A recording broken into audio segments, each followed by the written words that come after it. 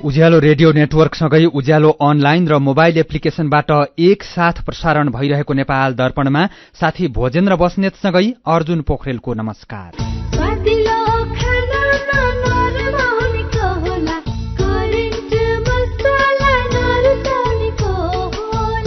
नेपाल दर्पणको साथमा करेन्ट मसला र करेन्ट चिया, स्वादको झट्का। नेपाल दर्पण सुरु गरौं मुख्य खबरका शीर्षकहरूबाट। 131 निर्वाचन क्षेत्रको अन्तिम नतिजा सार्वजनिक। कांग्रेस 44, एमाले 34, माओवादी केन्द्र 13, एकीकृत समाजवादी 10 र राष्ट्रिय स्वतन्त्र पार्टी 7 ठाउँमा विजयी। स्वतन्त्र र राप्रपाका उम्मेद्वारको पनि समान 5 ठाउँमा जित। चुनावको दिन बाजुरामा 2 जनाको ज्यान गएको घटनाबारे मानवाधिकार आयोगले अनुसन्धान थाल्यो। अनुसन्धान टोलीलाई सहयोग गरिदिन आग्रह। पछिल्लो समय निजी क्षेत्रको मनोबल कमजोर भएको उद्योग वाणिज्य महासंघका अध्यक्ष गोल्छाको भनाई। जगदम्ब इन्टरप्राइजेज बन्यो विद्युत प्राधिकरणको सबैभन्दा ठूलो ग्राहक। 48 मेगावाट बिजुली उद्योगमा जोडियो। विश्वासको मत गुमेपछि पेरुका प्रधानमन्त्रीको राजीनामा। चाँडै सरकार पुनर्गठन गर्ने राष्ट्रपति कास्टिलोको भनाई। र विश्वकप फुटबलमा इरानले वेल्सलाई हरायो। कतार र सेनेगलको खेल चल्दै आजै अरू 2 खेल हुँदै पहिलो एक दिवसीयमा न्यूजील्यान्डले भारतलाई 7 विकेटले हरायो। विदेशबाट आयामी गरेको पैसा सिधै तपाईको मोबाइलमा लिन मिल्छ। अहिलेको अवस्थामा बाहिर गएर पैसा निकाल्न त्यति सजिलो छैन। त्यसैले आफ्नो मोबाइल निकाल्नुहोस्, आइएमई पे डाउनलोड गर्नुहोस् अनि घर बसी बसी आफ्नो रकम प्राप्त गर्नुहोस्। विदेशबाट आइएमई गरेको रकम प्राप्त गर्न आफ्नो मोबाइल फोनमा आइएमई पे डाउनलोड गर्नुहोस्। अब आइएमई गरौँ, आइएमई पे मा प्राप्त गरौँ सजिलै। मिठो मिठो खानाले टक्क मार्न छोला, स्वादिलो खानामा नरमा हुनेको होला। करेन्ट मसलामा भरेको, करेन्ट मसला नरुचाउनेको होला। Hygienic, tasty and fresh Trimurti industries private limited Rupandehi बुटवलद्वारा उत्पादित करेन्ट चिकन मसला, सब्जी मसला, चाउमिन मसला, मोमो मसला, चाट मसला, गरम मसला र अन्य विभिन्न मसलाहरू। करेन्ट मसला, स्वादको झट्का। तपाईलाई थाहा छ, आत्महत्याको सोच बारम्बार आइरहनु, आत्महानिको व्यवहार देखाउनु एउटा मनोसामाजिक तथा मानसिक स्वास्थ्य समस्या हो। यसको उपचार छ र उपचारपछि पूर्णतया निको भएर सुन्दर जीवन बिताउन सकिन्छ। तपाई वा तपाईको परिवारमा कसैलाई आत्महत्याको सोच आउने, प्रयास गर्ने जस्ता स्वास्थ्य समस्या भए 1166 मा फोन गर्नुहोस्। 1166 मा फोन गर्दा पैसा लाग्दैन। हामी तपाईलाई निशुल्क तथा गोप्य रूपमा यी सोचबाट बाहिर आउन मद्दत गर्दछौं। यो सेवा नमस्ते नेटवर्कबाट 24 घण्टा उपलब्ध छ। नेपाल दर्पणमा अब खबरको सिलसिला। प्रतिनिधि सभाका 165 निर्वाचन क्षेत्र मध्ये अहिलेसम्म 131 वटा निर्वाचन क्षेत्रको नतिजा सार्वजनिक भएको छ। प्राप्त नतिजा अनुसार नेपाली कांग्रेसले 44 स्थानमा विजय हासिल गरेको छ। नेकपा एमाले 34, माओवादी केन्द्रले 13 र एकीकृत समाजवादी पार्टीले 10 ठाउँमा विजय हासिल गरेका छन्। राष्ट्रिय स्वतन्त्र पार्टी 7 ठाउँमा विजयी भएको छ। राप्रपा र स्वतन्त्र उम्मेद्वारले 5-5 ठाउँमा जितेका छन्। लोकतान्त्रिक समाजवादी पार्टी लोसपाले 4 ठाउँमा जितेको छ। जनता समाजवादी पार्टी जसपा र नागरिक उन्मुक्ति पार्टीले 3-3 ठाउँमा जितेका छन्। जनमत पार्टी, राष्ट्रिय जनमोर्चा र नेपाल मजदुर किसान पार्टीले 1-1 ठाउँमा जित हासिल गरेका छन्। पछिल्लो विवरण अनुसार लोकतान्त्रिक समाजवादी पार्टीका अध्यक्ष महन्त ठाकुर विजयी हुनुभएको छ। ठाकुर महोत्तरी क्षेत्र नम्बर 3 बाट विजयी हुनुभएको हो। उहाँले 16,375 मत प्राप्त गर्नुभएको छ। यस्तै ठाकुरका निकटतम प्रतिस्पर्धी जनता समाजवादी पार्टीको उम्मेद्वार हरिनारायण यादवले 14,325 मत प्राप्त गर्नुभएको छ। कालीकोटमा नेकपा माओवादी केन्द्रका उम्मेद्वार महेन्द्र बहादुर शाही विजयी हुनुभएको छ। उहाँले एमालेका नगिन्द्र शाहीलाई पराजित गर्नुभयो। माओवादीका शाहीले 23,727 मत प्राप्त गर्नुभयो भने एमालेका उम्मेद्वार नगिन्द्र शाहीले 16,718 मत प्राप्त गर्नुभएको छ। संखुवा सभामा नेपाली कांग्रेसका दीपक खड्का विजयी हुनुभएको छ। उहाँले नेकपा एमालेका राजेन्द्र प्रसाद गौतमलाई पराजित गर्दै विजयी हुनुभएको हो। विजयी खड्काले 32,158 र एमालेका गौतमले 26,719 मत प्राप्त गर्नुभएको छ। पाल्पा क्षेत्र नम्बर 1 मा नेकपा एमालेका नारायण प्रसाद आचार्य विजयी हुनुभएको छ। उहाँले कांग्रेसका उम्मेद्वार ज्ञान बहादुर गाहालाई 10,847 मतले पछि पारेर विजयी हुनुभएको हो। एमालेका आचार्यको 31,103 मत आएको छ भने पराजित कांग्रेसका गाहाको 10,827 मत आएको छ। पाल्पाकै क्षेत्र नम्बर 2 मा नेकपा एमालेका पोलिट ब्युरो सदस्य ठाकुर प्रसाद गैरे विजयी हुनुभएको छ। गैरेले 27,817 मत ल्याउनुभयो। उहाँका निकटतम प्रतिस्पर्धी नेकपा एकीकृत समाजवादी पार्टीका सोमप्रसाद पाण्डेले 23,851 मत ल्याउनु भएको छ। राष्ट्रिय स्वतन्त्र पार्टीका उम्मेद्वार सोमप्रसाद गैरेले 5180 मत ल्याउनु भएको छ। स्याङ्जा 1 मा नेपाली कांग्रेसका राजु थापा विजयी हुनुभएको छ। उहाँले नेकपा एमालेका नारायण प्रसाद मरासिनीलाई पराजित गर्दै विजयी हुनुभएको हो। कांग्रेसका थापाले 31979 मत र एमालेका मरासिनीले 28744 मत प्राप्त गर्नुभएको छ। सिराहाको क्षेत्र नम्बर 3 मा नेकपा एमालेका लीलानाथ श्रेष्ठ विजयी हुनुभयो। उहाँले नेकपा माओवादी केन्द्रका विश्वनाथ शाहलाई पराजित गर्नुभयो। एमालेका श्रेष्ठले 28064 मत प्राप्त गर्दा माओवादी केन्द्रका शाहले 26882 मत ल्याउनु भएको छ। गुल्मी क्षेत्र नम्बर 1 मा नेपाली कांग्रेसका नेता डाक्टर चन्द्रकान्त भण्डारी विजयी हुनुभएको छ। उहाँले एमालेका उपमहासचिव प्रदीप गिवालीलाई पराजित गर्नुभएको हो।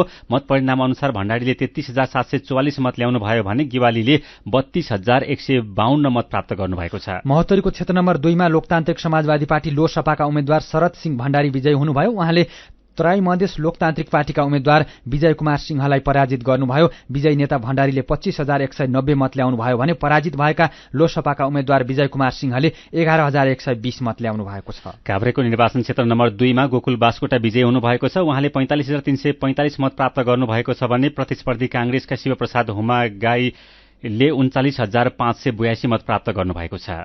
कैलाली क्षेत्र नम्बर 5 मा नेपाली कांग्रेसका उम्मेद्वार दिल्लीराज पन्त विजयी हुनुभएको छ। उहाँले 21392 मत ल्याउनुभयो। एमालेका नारद मुनि राणाले 20318 मत ल्याएर पराजित हुनुभएको छ। कैलालीको क्षेत्र नम्बर 5 मा स्वतन्त्र उम्मेद्वार पुष्करनाथ ओझाले 8349 मत ल्याउनु भएको छ। सिराहा 4 बाट प्रतिनिधि सभा सदस्यमा जसपाबाट डाक्टर वीरेन्द्र प्रसाद महतो विजयी हुनुभएको छ। उहाँले जनमत पार्टीका वीरेन्द्र प्रसाद शाहलाई 7808 मतान्तरले पछि पार्दै विजयी हुनुभएको हो। महतोले 24102 मत प्राप्त गर्दा प्रतिस्पर्धी जनमत पार्टीका शाहले 16294 मत प्राप्त गर्नुभएको छ। अब अग्रताको प्रसंग नेपाली कांग्रेसले 165 निर्वाचन क्षेत्रमध्ये 91 क्षेत्रमा उम्मेद्वार उठाएको थियो। पछिल्लो मतगणना अनुसार कांग्रेसका 44 जना उम्मेद्वार विजयी भएका छन् भने 8 जना उम्मेद्वारले अग्रता बनाइरहेका छन्। कपिलवस्तुको 2 मा सुरेन्द्र राज आचार्य, धनुषा 4 मा महेन्द्र यादव, महोत्तरी 4 मा महेन्द्र कुमार राय, मुगुमा ऐन बहादुर शाही ठकुरी, मोरङ 3 मा एमालेका भानुभक्त ढकाललाई पछि पारेर सुनिल कुमार शर्मा, सप्तरी 4 मा तेजुलाल चौधरी, रामेछापमा पूर्ण बहादुर तामाङ र नुवाकोटको 2 मा अर्जुन नरसिंह केसीले अग्रता बनाउनु भएको छ। नेकपा एमालेको कुरा गर्दा नेकपा एमालेले 165 निर्वाचन क्षेत्रमध्ये 141 क्षेत्रमा उम्मेद्वार उठाएको थियो। 34 क्षेत्रमा नेकपा एमालेका उम्मेद्वार विजयी भएका छन् भने 10 ठाउँमा एमालेका उम्मेद्वारले अग्रता कायम गरेका छन्। इलाम 1 मा झलनाथ खनाललाई पछि पारेर महेश बस्नेत अग्रस्थानमा हुनुहुन्छ। कपिलवस्तु 3 मा मंगलप्रसाद गुप्ता, त्यसैगरी इलाम 2 मा सुभाष नेमाङ, मोरङ 1 मा घनश्याम खतिवडा, मोरङ 2 मा नेपाली कांग्रेसकी सुजाता कोइरालालाई पछि पारेर ऋषिकेश पोखरेल, रूपन्देही 2 मा उपाध्यक्ष विष्णु पौडेल अगाडि हुनुहुन्छ। रूपन्देही 1 मै घनश्याम भूषाललाई पछि पारेर छविलाल विश्वकर्मा अगाडि हुनुहुन्छ। सुनसरी 3 मा नेपाली कांग्रेसका विजय कुमार गच्छतारलाई पछि पारेर भगवती चौधरी अगाडि हुनुहुन्छ। सुनसरी 4 मा जगदीश प्रसाद कुशैत र सुनसरीको 2 मा भीम प्रसाद आचार्य अघि हुनुहुन्छ। नेकपा माओवादी केन्द्रको कुरा गर्दा माओवादी केन्द्रले 165 निर्वाचन क्षेत्रमध्ये 46 क्षेत्रमा उम्मेद्वार उठाएको थियो। अहिलेसम्म 13 क्षेत्रमा नेकपा माओवादी केन्द्रका उम्मेद्वार विजयी भएका छन् भने 6 ठाउँमा अगाडि रहेका छन्। 12 को 2 मा शिवचन्द्र प्रसाद कुशवाहा विजयी हुनु अग्रता कायम गर्नुभएको छ। 12 को 2 मा शिवचन्द्र प्रसाद कुशवाहाले अग्रता कायम गर्नुभएको छ। काभ्रेको 1 मा सूर्यमान तामाङ दोङ अगाडि हुनुहुन्छ। महोत्तरी 1 मा गिरिराजमणि पोखरेल अगाडि हुनुहुन्छ। नुवाकोटको 1 मा हितबहादुर तामाङ अगाडि हुनुहुन्छ। सर्लाहीको 2 मा महेन्द्र राय यादव अगाडि हुनुहुन्छ भने हुम्लामा छिरिङ डुमडुल लामा भोटे अगाडि हुनुहुन्छ। यस्तै 21 क्षेत्रमा उम्मेद्वार उठाएको नेकपा एकीकृत समाजवादीले 10 ठाउँमा जित हासिल गरेको छ। कतै पनि अग्रता छैन। राष्ट्रिय स्वतन्त्र पार्टीले जम्मा 131 क्षेत्रमा उम्मेद्वार उठाएकोमा 7 क्षेत्रमा विजयी भएको छ भने 1 ठाउँमा अग्रता रहेको छ। सुनसरी 1 मा गोमा तामाङ अगाडि हुनुहुन्छ। यस्तै राष्ट्रिय प्रजातन्त्र पार्टीले 140 क्षेत्रमा उम्मेद्वार उठाएको थियो। 5 क्षेत्रमा विजयी भएको छ भने 2 ठाउँमा अग्रता कायम राखेको छ। रूपन्देही 3 मा दीपक बोहरा अगाडि हुनुहुन्छ। चितवन 3 मा विक्रम पाण्डे अगाडि हुनुहुन्छ। त्यस्तै स्वतन्त्रतर्फ 867 जना उम्मेद्वार उठेका थिए देशभरमा गरेर। उनीहरूमध्ये 5 क्षेत्रमा विजयी भएका छन् भने अग्रता भने कतै पनि छैन। त्यस्तै लोकतान्त्रिक समाजवादी पार्टी लोसपाले 51 ठाउँमा उम्मेद्वार उठाएको थियो। 4 ठाउँमा विजयी भएका छन्। अग्रता भने कतै पनि रहेको छैन। त्यस्तै जनता समाजवादी पार्टी जसपाले जम्मा 79 ठाउँमा उम्मेद्वार उठाएकोमा 3 क्षेत्रमा विजयी भएर 1 क्षेत्रमा अग्रता कायम रहेको छ। सिराहामा राजकिशोर यादव अगाडि हुनुहुन्छ। त्यस्तै नागरिक उन्मुक्ति पार्टीको पनि अग्रता कतै पनि रहेको छैन, 1 ठाउँमा जित हासिल गरेको छ। जनमत पार्टीले 1 ठाउँमा जित हासिल गरेको छ भने अग्रता कतै पनि रहेको छैन। नेपाल मजदुर किसान पार्टीले पनि 1 ठाउँमा जित हासिल गरेको छ र अग्रता कतै पनि रहेको छैन भने राष्ट्रिय जनमोर्चा पार्टीले पनि 1 ठाउँमा जित हासिल गरेको छ, अग्रता भने कतै पनि छैन। यसअघिको समाचारमा नागरिक उन्मुक्ति पार्टीका 3 जना उम्मेद्वार विजयी भएकोमा अन्यथा भएकोले सच्याएका छौं। नागरिक उन्मुक्ति पार्टीका कैलाली 1 बाट रञ्जिता श्रेष्ठ, कैलाली 3 बाट गंगाराम चौधरी र कैलाली 2 बाट अरुण कुमार चौधरी विजयी हुनुभएको छ। अब समानुपातिक मतको अपडेट। समानुपातिक मतमा नेकपा एमाले सबैभन्दा अगाडि रहेको छ। नेकपा एमाले अहिलेसम्म 14,57,226 मत प्राप्त गरेको छ। दोस्रो स्थानमा नेपाली कांग्रेस छ। नेपाली कांग्रेसले 13,85,978 मत ल्याएको छ। तेस्रो स्थानमा राष्ट्रिय स्वतन्त्र पार्टी छ। राष्ट्रिय स्वतन्त्र पार्टीले 6,59,645 मत ल्याएको छ। माओवादी केन्द्र चौथो स्थानमा छ। माओवादी केन्द्रले 6,22,426 मत ल्याएको छ। राष्ट्रिय प्रजातन्त्र पार्टीले 3,34,563, जनता समाजवादी पार्टीले 1,70,367, नेकपा एकीकृत समाजवादी पार्टीले 1,16,263, नागरिक उन्मुक्ति पार्टीले 1,15,976, जनमत पार्टीले 1,07,214, लोकतान्त्रिक समाजवादी पार्टीले 72,724, नेपाल मजदुर किसान पार्टीले 59,137, हाम्रो नेपाली पार्टीले 37,743 र राष्ट्रिय जनमोर्चाले 34,609 मत प्राप्त गरेका छन्। नेकपा एमालेका अध्यक्ष केपी शर्मा ओलीले नागरिकको अभिमतको सम्मान गर्नु हरेक जनप्रतिनिधिको जिम्मेवारी रहेको बताउनु भएको छ। झापा 5 बाट प्रतिनिधि सभा सदस्यमा विजयी भएपछि गौरीगञ्जमा आयोजित सभामा सम्बोधन गर्दै उहाँले नागरिकको जीवनस्तर उकास्नका लागि सबै प्रतिबद्ध भएर लाग्नुपर्ने बताउनुभयो। उहाँले देशको समग्र विकासका लागि एमालेकै नेतृत्वमा सरकार आवश्यक रहेको पनि जिकिर गर्नुभयो। नेकपा माओवादी केन्द्रका अध्यक्ष पुष्पकमल दाहाल प्रचण्डले चुनावमा गठबन्धनले सोचे जस्तो परिणाम नआएको बताउनु भएको छ। गोरखाबाट निर्वाचित भएपछि भएको धन्यवाद सभामा बोल्दै प्रचण्डले जुन उद्देश्य र लक्ष्य लिएर गठबन्धन गरिएको हो त्यो चुनावबाट पूरा नभएको बताउनुभयो। उहाँले आफूले गोर्खाका अन्य कार्यक्रमलाई थाती राखेर काठमाडौँमा गठबन्धनका नेताहरूसँग तुरुन्तै छलफल थाल्ने पनि बताउनुभयो। प्रचण्डले 75 वर्ष लामो संघर्षबाट प्राप्त उपलब्धिको रक्षा गर्ने प्रतिबद्धता व्यक्त गर्नुभएको छ। अहिले विभिन्न वाहनामा गणतन्त्र र अन्य राजनीतिक उपलब्धिमाथि आक्रमण भइरहेको भन्दै सचेत रहन प्रचण्डले आग्रह गर्नुभयो। अहिलेसम्मको उपलब्धिलाई उल्ट्याउने प्रयास विरुद्ध सबैलाई साथ दिन अपील गर्दछु। यसअघि देश दुर्घटनामा जाने हो कि भन्ने अवस्थामा पुगिसकेको थियो। हामीले गम्भीर बहस र आन्दोलनबाट देशलाई दुर्घटनामा जानबाट रोकेका थियौं। अब पनि त्यस्तै पहल आवश्यक देखियो, प्रचण्डले भन्नुभएको छ। नेकपा एमालेका उपमहासचिव एवं लमजुङबाट प्रतिनिधि सभामा निर्वाचित पृथ्वी सुब्बा गुरुङले वाम शक्तिबीच एकता आवश्यक रहेको बताउनु भएको छ। मुख्य निर्वाचन अधिकृतको कार्यालयले विजेताको प्रमाणपत्र दिएपछि पत्रकारसँग कुरा गर्दै उहाँले आफू सुरुदेखि नै वाम शक्तिबीच एकता हुनुपर्छ भन्ने पक्षमा रहेको र अब त्यो अभियान फेरि चलाउने बताउनुभयो। वाम शक्ति एक नहुँदा त्यसको फाइदा कांग्रेस लगायत प्रजातान्त्रिक शक्तिले सधैँ लिइरहने उहाँको भनाइ छ। राष्ट्रिय स्वतन्त्र पार्टीका अध्यक्ष रवि लामिछानेले राष्ट्रिय स्वतन्त्र पार्टी देशहित, नागरिक र जनजीविकाको लागि लागिपर्ने बताउनु भएको छ। मुख्य निर्वाचन अधिकृतको कार्यालयले गरेको निर्वाचित प्रमाणपत्र वितरण कार्यक्रममा उहाँले निर्वाचित सांसद फरक फरक दलको भए पनि जनजीविकाका मुद्दामा एउटै कित्तामा उभिएर सहकार्य गर्ने बताउनुभयो।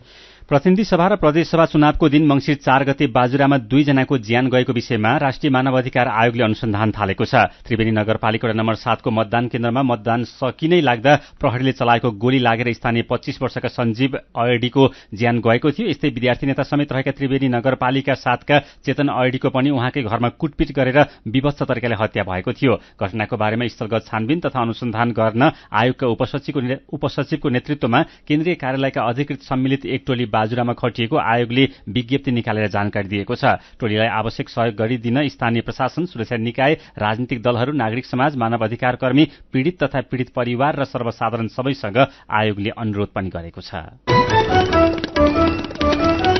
सीधा कुरा प्रश्न विचार, यो हो उज्यालो रेडियो नेटवर्क। नेपाल दर्पणमा खबरको सिलसिला बाँकी नै छ, सुन्दै गर्नुहोला।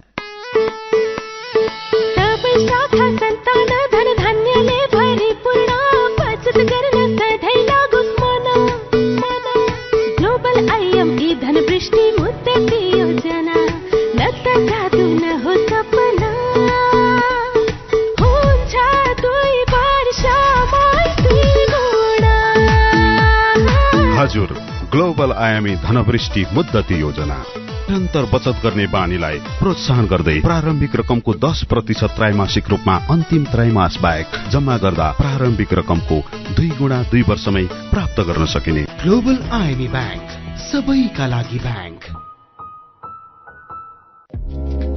एचआईभी का बारेमा खुलेर कुरा गरौं। एचआईभी खराब आचरणको नतिजा नभई असावधानीको परिणाम हो, तसर्थ यसबाट बच्न असुरक्षित यौन सम्पर्क नराखौं। अन्य व्यक्तिले प्रयोग गरेका धारिला औजार जस्तै छुरी, दारी काट्ने ब्लेड प्रयोग नगरौं र रगत चढाउनु पर्ने अवस्था भएमा परीक्षण गरेको रगत मात्र चढाउँ। संक्रमित भइसकेकालाई समयमै उपचारमा लगौं र अकालमै हुन सक्ने मृत्युबाट जोगाउँ। समयमै उपचार गर्नाले संक्रमित गर्भवती महिलाले पनि स्वस्थ बच्चा जन्माउन सक्छिन्। Nepal youth foundation, 12+ Lumbini plus र मकवानपुर महिला समूह। निक साइमन्स अवार्ड सम्बन्धी सूचना। निक साइमन्स अवार्डका लागि स्वास्थ्य कर्मीहरूको सिफारिसको लागि सिफारिसको ढाँचा सहित सम्बन्धित सबै प्रादेशिक निर्देशनालयमा पत्राचार भइसकेकोले सो ढाँचा अनुरूप आफ्नो विवरणहरू भरेर यही मङ्सिर मसान्तभित्र सम्बन्धित प्रादेशिक निर्देशनालयमा पठाउनु हुन सबै स्वास्थ्य कर्मीहरूलाई अनुरोध गरिन्छ। सो सम्बन्धी थप जानकारीको लागि फोन नम्बर 98511 66640 वा 98412 48481 मा सम्पर्क गर्न हुन अनुरोध छ।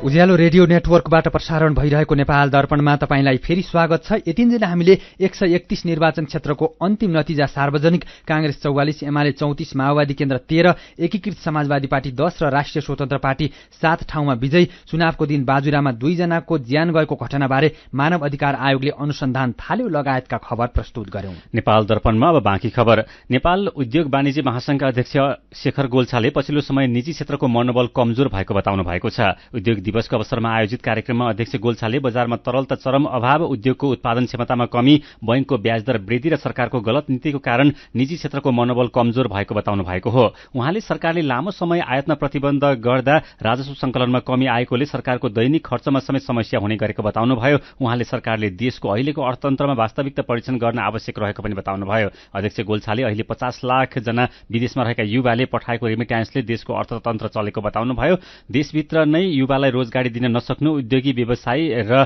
सरकारको कमजोरी रहेको उहाँले बताउनुभयो। 12 पर्सा औद्योगिक करिडोरमा सञ्चालित जगदम्बा इन्टरप्राइजेज 48 मेगावाटसम्म विद्युत लिन नेपाल विद्युत प्राधिकरणको प्रणालीमा जोडिएको छ। फलाम र स्टिल उत्पादन गर्दै आएको उद्योगले क्षमता विस्तारको लागि विद्युत प्राधिकरणबाट थप 44 मेगावाट विद्युत लिन लागेको हो। उद्योगले अहिले झण्डै 4 मेगावाट विद्युत आपूर्ति गरिरहेको थियो। प्राधिकरणले परवानीपुर 132 केबी सब स्टेशनबाट 66 केबी प्रसारण लाइन मार्फत उद्योगलाई थप विद्युत आपूर्ति दिनेछ। थप विद्युत आपूर्तिको लागि हिजो उद्योग परिसरमा राखिएको 66 केबी 50 MVA क्षमताको ट्रान्सफर्मर परीक्षण गरेर सञ्चालनमा ल्याइएको छ। उद्योगले आफ्नै खर्चमा उद्योग परिसरमा 66 केबी को स्विच यार्ड बनाएको छ। यो सँगै जगदम्बा इन्टरप्राइजेज विद्युत प्राधिकरणबाट विद्युत आपूर्ति लिने सबैभन्दा ठूलो ग्राहक बनेको प्राधिकरण सिमरा वितरण केन्द्रका प्रमुख रामु श्रेष्ठले जानकारी दिनुभयो। स्वीकृत लोड अनुसार विद्युत लिएमा उद्योगले मासिक रूपमा 20 करोड रुपियाँभन्दा बढी महसुल तिर्नेछ।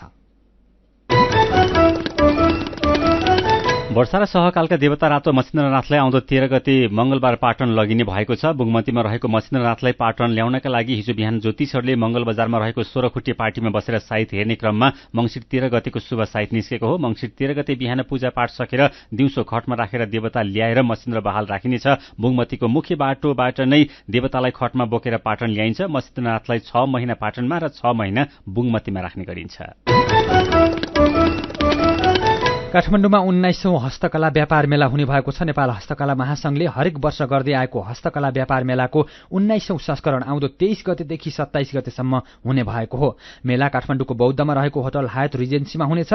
महासंघको आयोजना तथा उद्योग वाणिज्य तथा आपूर्ति मन्त्रालय, व्यापार तथा निकासी प्रवर्धन केन्द्र र उद्योग वाणिज्य क्षेत्रका विभिन्न संघ संगठनको सहयोगमा हुन लागेको मेलामा हस्तकलाका वस्तुका झण्डै 150 वटा स्टल रहनेछन्। मेलामा फिलगिरी, थोजा माझ्या र पौवा थामका गरी 3वटा विधाका कला प्रदर्शनी समेत हुने महासंघका अध्यक्ष प्रचण्ड साक्यले जानकारी दिनुभयो। उहाँले नेपाली हस्तकलाको प्रवर्धन गर्दै विदेशसम्म पहिचान गराउनको लागि मेलाको आयोजना गरिएको बताउनुभयो। मेलामा हस्तकलाका वस्तुको बृहत प्रदर्शनी तथा बिक्री हुनेछ। मेला संयोजक दिल्ली रत्न तुलाधरले मेलामा उत्कृष्ट स्थल प्रतियोगिता made in Nepal, make in Nepal अवधारणा अनुरूप वस्तुहरूको प्रदर्शन तथा परम्परागत तथा नवोदित हस्तकलाको जीवन्त सिप प्रदर्शनी गरिने पनि जानकारी दिनुभयो। नेपाल दर्पणमा मेरो पनि भन्नु छ सँगै खबरको सिलसिला बाँकी नै छ, सुन्दै गर्नुहोला। होइन हो दाजु भाउजू, खुसी हुँदै कस्तो नाचे। हामीलाई त तेरा भन्दा धेरै सुविधा मुक्तिनाथ आशीर्वाद बचत खाता खोलेर। होइन के छ र यसमा त्यस्तो खुसी भइरहे? सर्वाधिक ब्याज दर निशुल्क डेबिट कार्ड छ यसमा। मोबाइल ब्याङ्किङ अनि गजबको बिमा। खातामा बिमा हो नि, अब खुसीको छैन कुनै सीमा। बचत खातामा 1 करोड 1 लाखसम्मको बिमा।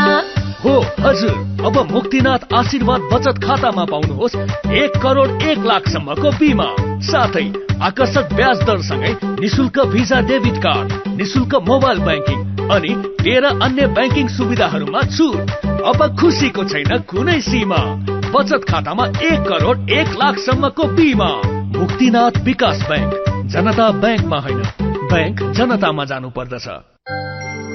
गाउँको उत्पादन शहरमा, रैथाने खाना घर घरमा।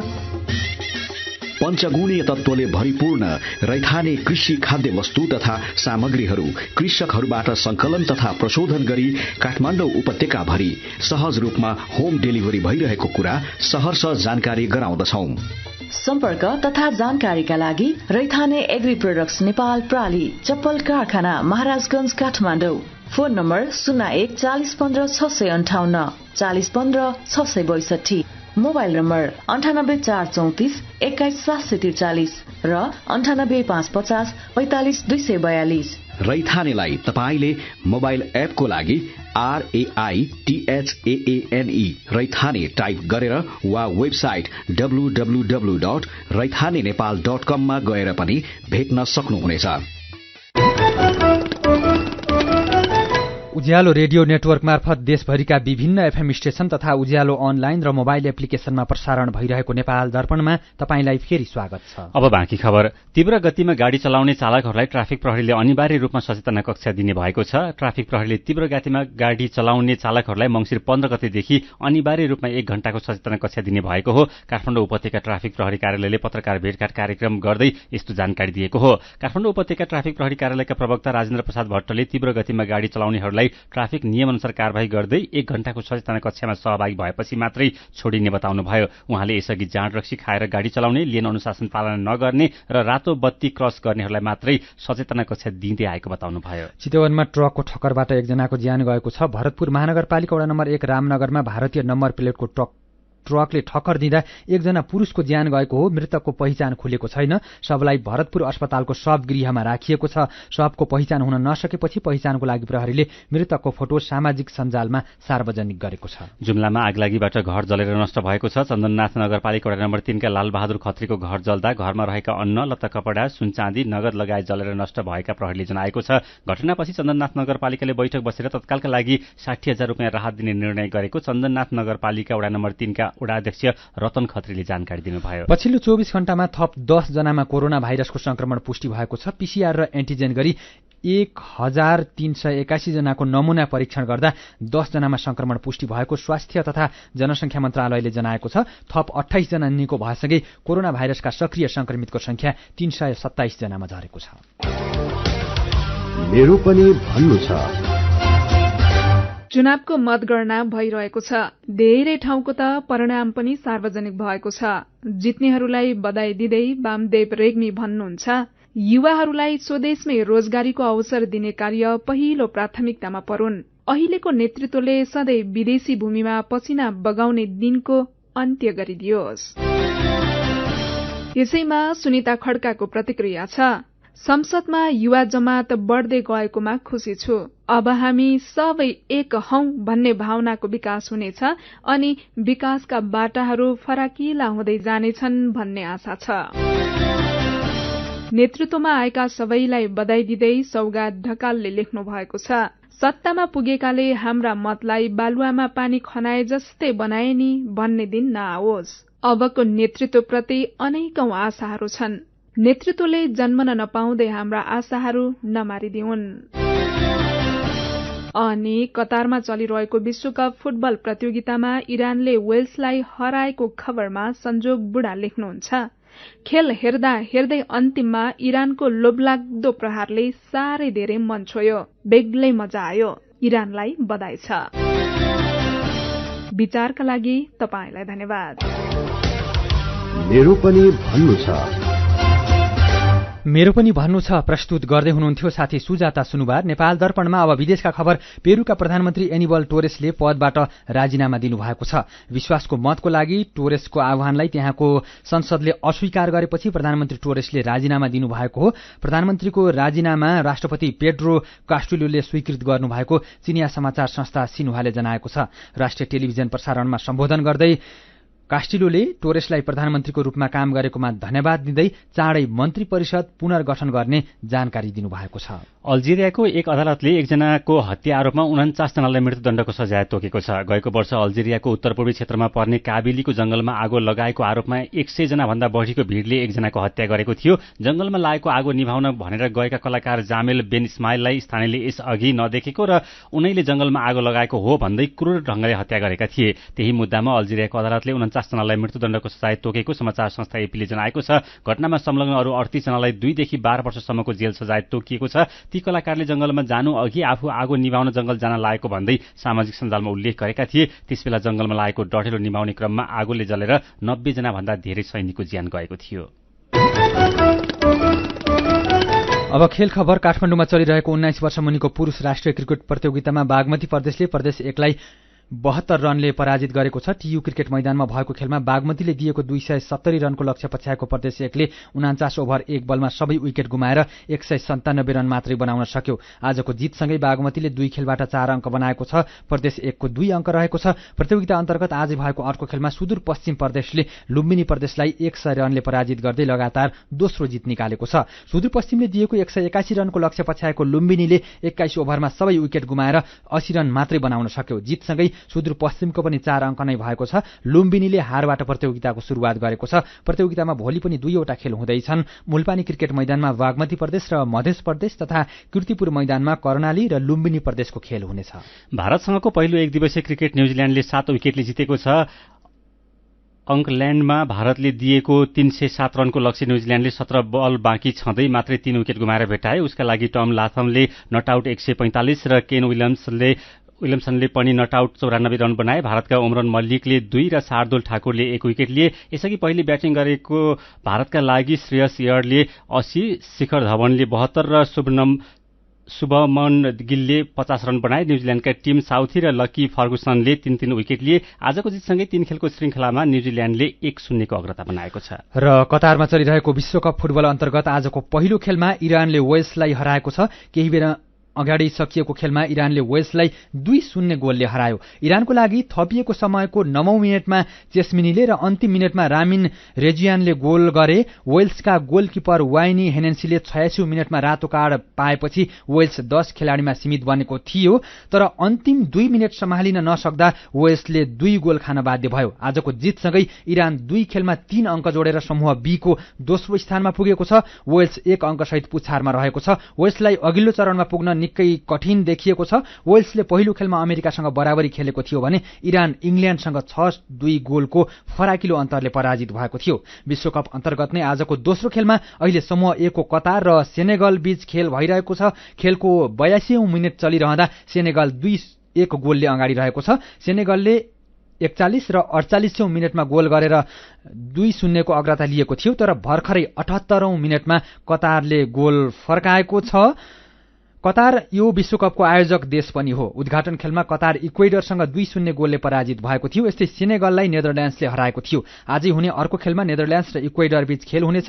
नेदरल्यान्ड्स र इक्वेडर बीचको खेल राति 9:15 बजे हुनेछ। यस्तै आज राति नै इङ्ल्यान्ड र अमेरिका बीच खेल हुनेछ। समूह बी मा रहेको इङ्ल्यान्ड र अमेरिका बीचको खेल राति 1:15 बजे सुरु हुनेछ। खेल खबरसँगै हामी नेपाल दर्पणको अन्तिममा आइपुगेका छौं। आजका मुख्य खबरका शीर्षक फेरि एकपटक। 131 निर्वाचन क्षेत्रको अन्तिम नतिजा सार्वजनिक। कांग्रेस 44, एमाले 34, माओवादी केन्द्र 13, एकीकृत समाजवादी 10 र राष्ट्रिय स्वतन्त्र पार्टी 7 ठाउँमा विजयी। स्वतन्त्र र रापरपाका उम्मेद्वारको समान 5 ठाउँमा जित। चुनावको दिन बाजुरामा 2 जनाको ज्यान गएको घटनाबारे मानव अधिकार आयोगले अनुसन्धान थाल्यो। अनुसन्धान टोलीलाई सहयोग गरिदिन आग्रह। पछिल्लो समय निजी क्षेत्रको मनोबल कमजोर भएको उद्योग वाणिज्य महासंघका अध्यक्ष गोल्छाको भनाई। जगदम्बा इन्टरप्राइजेस बन्यो विद्युत प्राधिकरणको सबैभन्दा ठूलो ग्राहक। 48 मेगावाट बिजुली उद्योगमा जोडियो। विश्वासको मत गुमेपछि पेरुका प्रधानमन्त्रीको राजीनामा, चाँडै सरकार पुनर्गठन गर्ने राष्ट्रपति कास्टिलोको भनाई। र विश्वकप फुटबलमा इरानले वेल्सलाई हरायो। कतार र सेनेगलको खेल चल्दै आजै अरू 2वटा खेल हुँदै पहिलो एक दिवसीयमा न्यूजील्याण्डले भारतलाई 7 विकेटले हरायो। आजको नेपाल दर्पण सकिएको छ। प्राविधिक साथी संघर्ष विष्टसँगै हामी भोजेन्द्र बस्नेत र अर्जुन पोखरेल पनि बिदा हुन्छौं। उज्यालोको मोबाइल एप्लिकेशन र उज्यालो अनलाइनमा प्रसारण भइरहेका सामग्री भाइबरमा पनि उपलब्ध छन्। चुनावको ताजा गतिविधि उज्यालो online.com र उज्यालोको मोबाइल एप्लिकेशनमा 24 घण्टा नै उपलब्ध छ। उज्यालो रेडियो नेटवर्कले पनि बिहान 5 बजेदेखि राति 11 बजेसम्म हरेक घण्टा चुनावको ताजा अपडेट गराइरहेको छ। अर्को अपडेट लिएर अहिले 9 बजे फेरि आउनेछौं। नमस्कार।